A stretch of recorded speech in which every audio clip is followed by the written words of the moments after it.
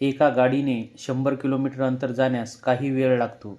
गाडीचा वेग दुप्पट केला आणि अंतरही दुप्पट केले तर पूर्वीच्या किती पट वेळ या प्रवासाला लागेल? तर विद्यार्थी मित्रांनो, यासाठी आपण वेळ बरोबर अंतर भागिले वेग या सूत्राचा वापर करू. आता सुरुवातीचे अंतर 100 किलोमीटर आहे आणि त्यावेळेस समजा गाडीचा वेग हा 50 किलोमीटर प्रति तास होता. त्यावेळेस लागणारा वेळ आहे 50 दुनी 100 म्हणजेच 2 तास. आता म्हटलेले आहे गाडीचा वेग दुप्पट केला आणि अंतरही दुप्पट केले. आता अंतर 100चे दुप्पट म्हणजे 200 होईल आणि वेग 50च्या दुप्पट 100 म्हणजेच 100 दुनी 200.